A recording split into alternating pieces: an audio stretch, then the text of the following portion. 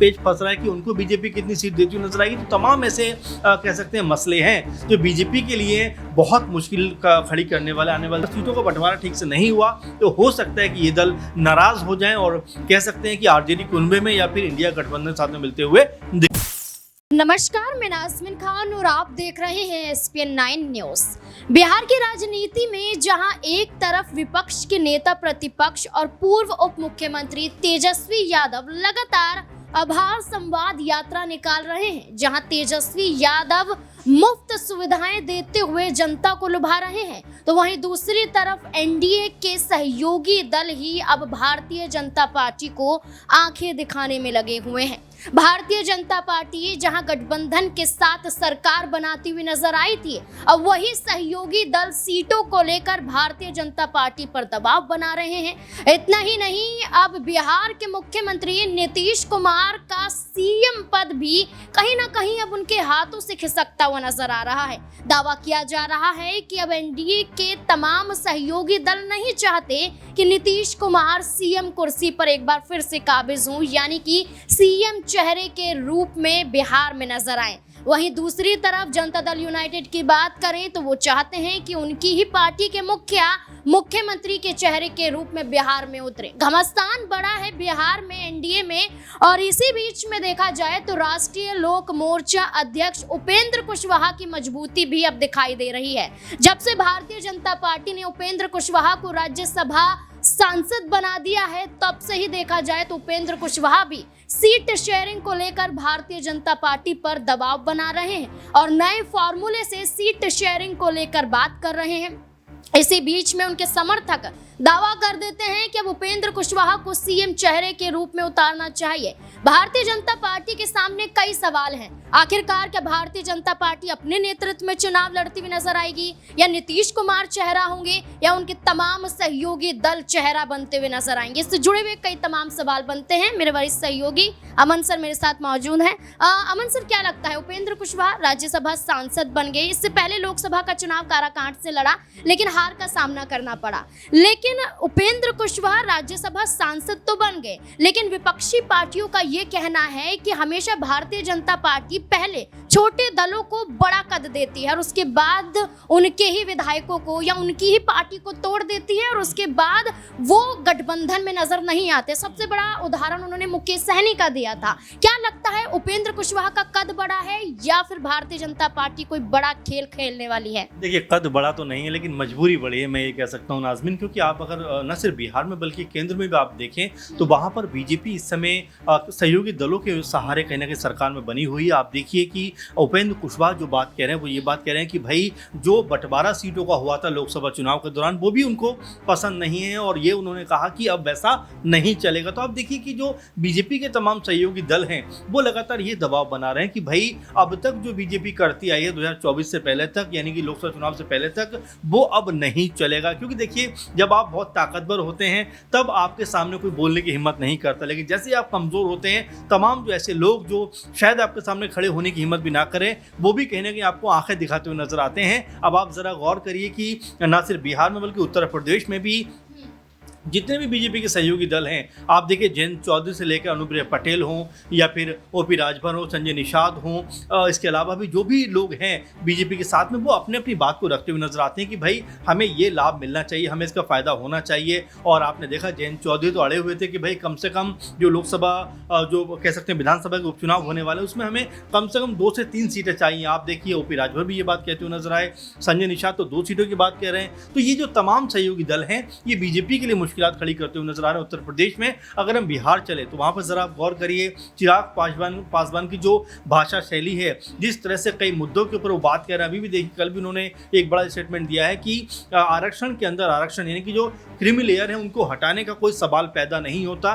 जो आरक्षण मिला है वो कह सकते हैं कि इस आधार पर नहीं मिला है कि कौन कितना अमीर है, कौन किसके पास कितनी संपत्ति, बल्कि इस आधार पर मिला है कि जो सामाजिक समानता होनी चाहिए, जो छुआछूत खत्म होनी चाहिए, उसकी बिना पर ये आरक्षण मिला हुआ है। और उन्होंने सीधे तौर पर खुलेआम तौर पर अपनी ही सरकार को ललकार दिया कि भाई इसके ऊपर आपको तुरंत एक्शन लेना पड़ेगा। आपको याद होना चाहिए कि 21 अगस्त को जब एक तरीके से जब भारत बंद का ऐलान हुआ उस वक्त भी चिराग पासवान ने खुले तौर पर तमाम जो विपक्षी दल हैं उनका समर्थन कर दिया। अब यहाँ पर आप जरा जो है नीतीश कुमार के भी जो जितने कह सकते हैं विधायक हैं, जो उनके जो नेता हैं, उनकी बात भी आप सुन लीजिए। वो भी लगातार यही बात कहते हुए नजर आ रहे हैं कि भाई चुनाव जो है वो जेडीयू के कह सकते हैं अगुवाई में लड़ा जाएगा। वहीं उपेंद्र कुशवाहा का आप सुर देख ही रहे हैं। तो ऐसे में बीजेपी के लिए मुश्किल चीज ये है कि किस तरह से समन्वय बैठाए और जो सीटों का आंकड़ा है, क्योंकि अब देखिए 5 की 5 सीटों पर चिराग पासवान जीते हैं, उनको कितनी सीटें बीजेपी देगी।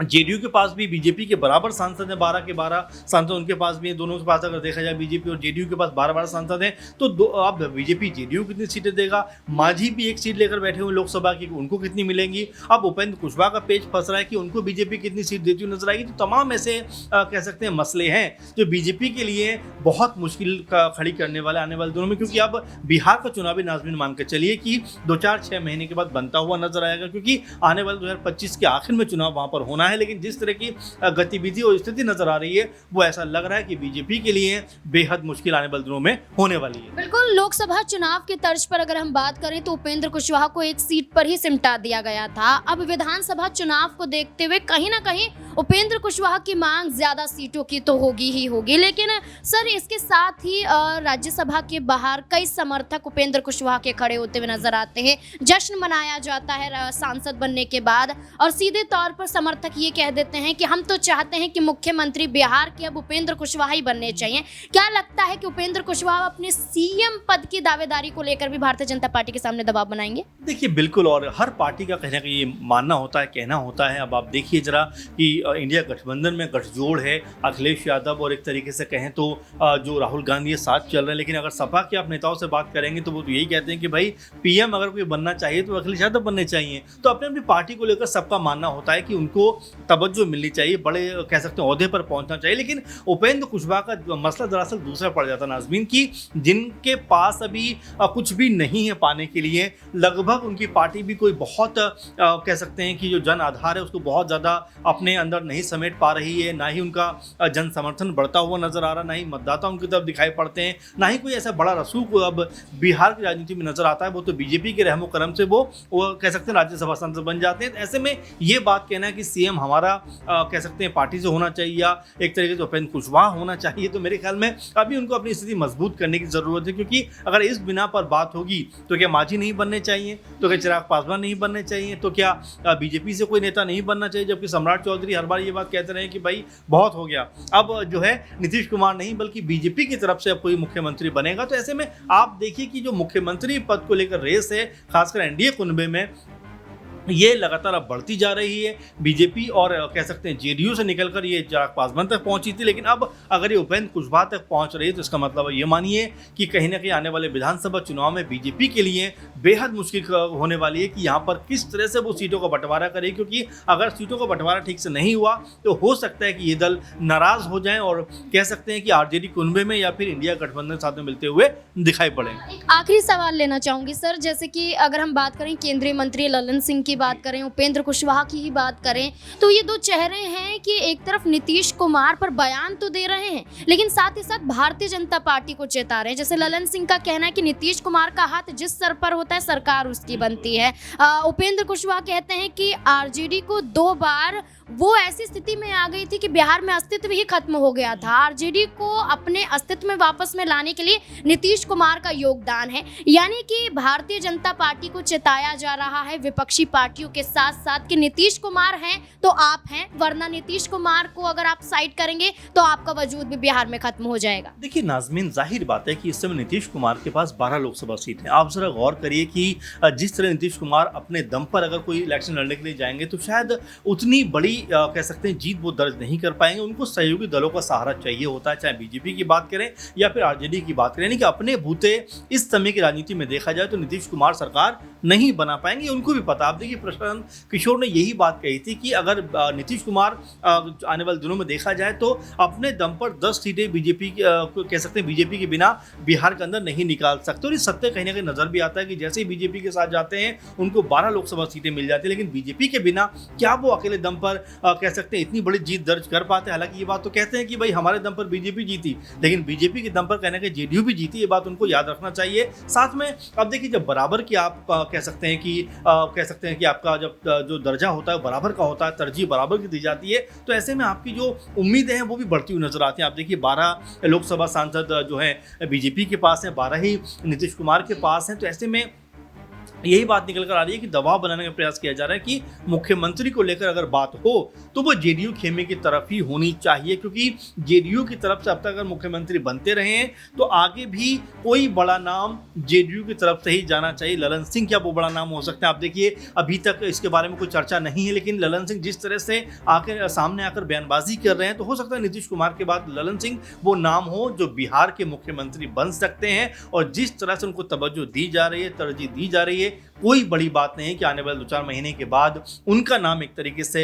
जेडीयू की तरफ से रिकमेंड किया जाए। हालांकि उनके बेटे को लेकर ज़्यादा चर्चा थी, निशांत को लेकर, लेकिन हो सकता है कि इससे आगे बढ़ते हुए नीतीश कुमार अभी ललन सिंह के ऊपर दाव लगाते हुए नजर आए। बिल्कुल, बिहार में नीतीश कुमार हैं या नीतीश कुमार की पार्टी से कई दिग्गज चेहरे, जिसमें से ललन सिंह का नाम भी सामने आता है, लेकिन उपेंद्र कुशवाहा जो जेडीयू पार्टी के साथ भी रहे, अलग भी हुए, भारतीय जनता पार्टी के साथ भी गए, फिर जेडीयू पार्टी के साथ जुड़े, फिर अपनी पार्टी का गठन करते हुए नजर आए। अब सीएम पद को लेकर और सीट शेयरिंग को लेकर भारतीय जनता पार्टी पर दबाव बना रहे। अब देखना होगा उपेंद्र कुशवाहा का दबाव भारतीय जनता पार्टी पर क्या गठबंधन को और भी मजबूत करेगा या फिर गठबंधन तोड़ने के इस मुकाम पर पहुंच जाएंगे उपेंद्र कुशवाहा। क्या लगता है आपको? क्या है आपकी राय इस पूरे मुद्दे को लेकर? कमेंट सेक्शन में जरूर बताएं। देखते रहे SPN9 न्यूज़। धन्यवाद।